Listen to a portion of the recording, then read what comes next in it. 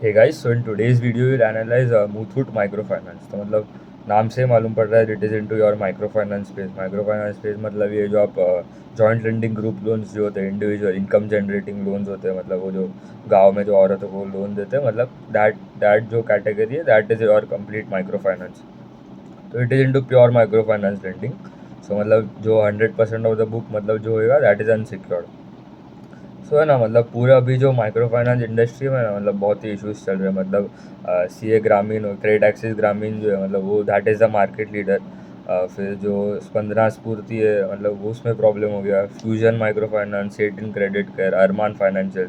अरमान का तो बाकी है रिजल्ट आना, बट हाँ मतलब ऑल आर मतलब कटिंग देयर गाइडेंस। मतलब जो पहले जो गाइडेंस दिया था वो मीट नहीं हो रहा है।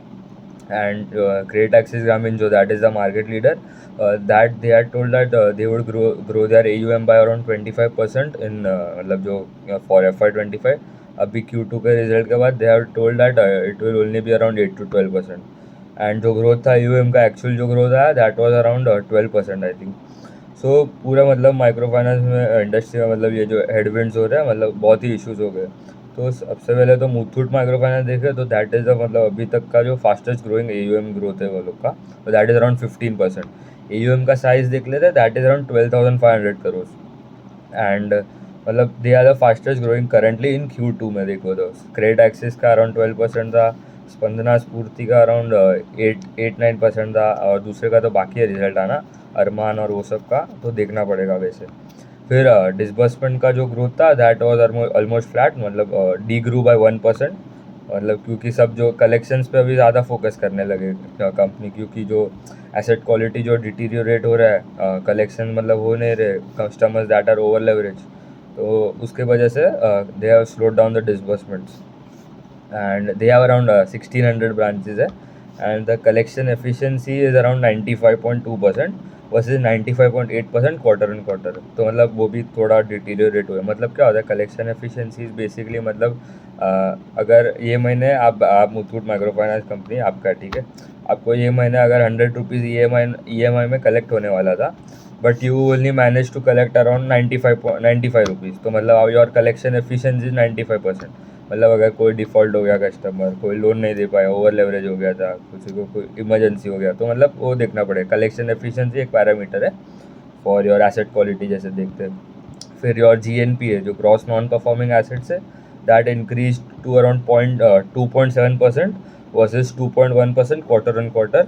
एंड जो NNPA जो होता है that is around 0.97% versus 0.71% quarter on quarter. मतलब दोनों में डिटीरियोरेशन हुआ है, क्योंकि दोनों बढ़ गए। जितना कम होता है GNP NNPA that is good.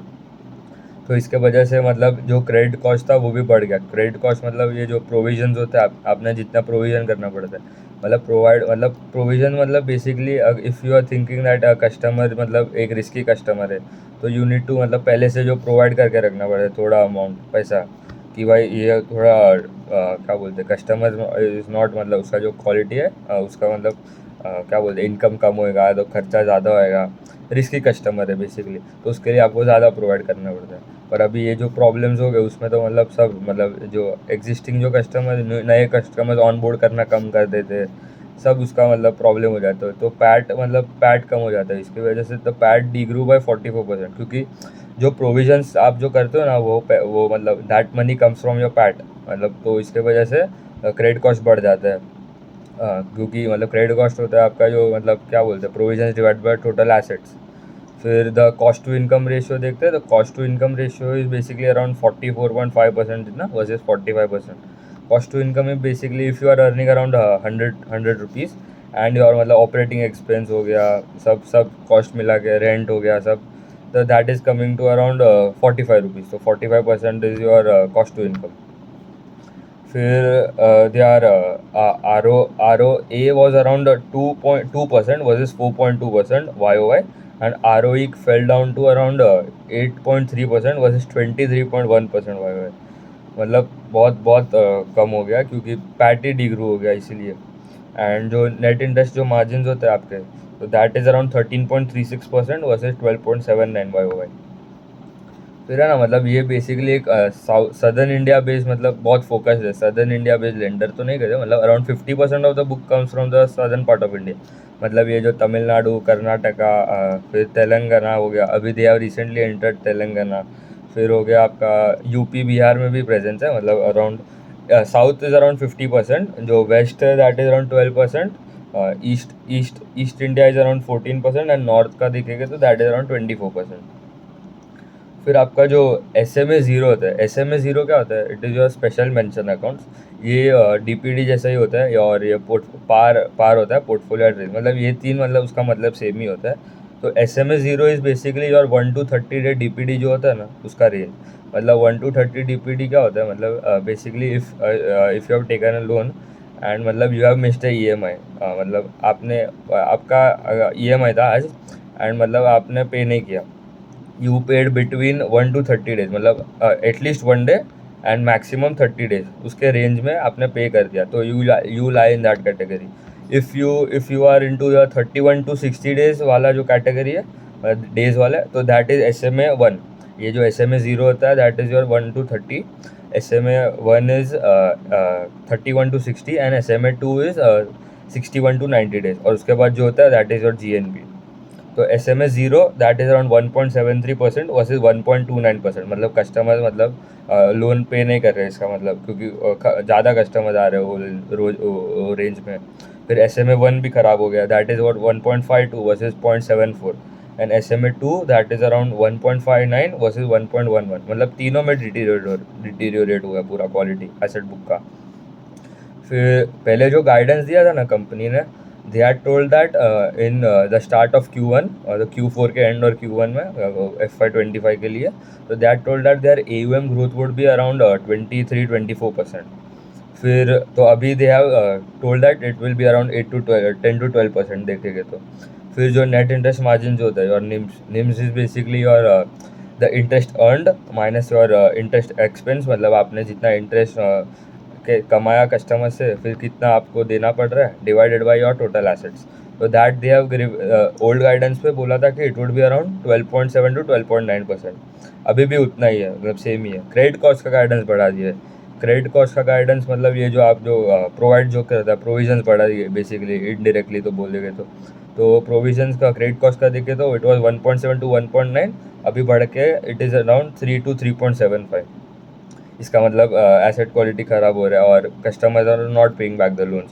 फिर जो रिटर्न ऑन एसेट्स था, पहले बोला था कि it would be around 4.3 to 4.5%, now it is around 2.75 to 3.25%। And जो रिटर्न ऑन इक्विटी, दैट पहले it are told in the old guidance it would be around 20 to 21%, अभी they are telling that it would be around 12.5 to 13%, मतलब AUM growth they have cut down by 50%, ROE भी अराउंड 50% cut कर रहा है, मतलब बहुत प्रॉब्लम्स हो रहे company, but they are still, मतलब पूरे इंडस्ट्री में देखे ना, मतलब CA ग्रामीण मतलब मार्केट लीडर है।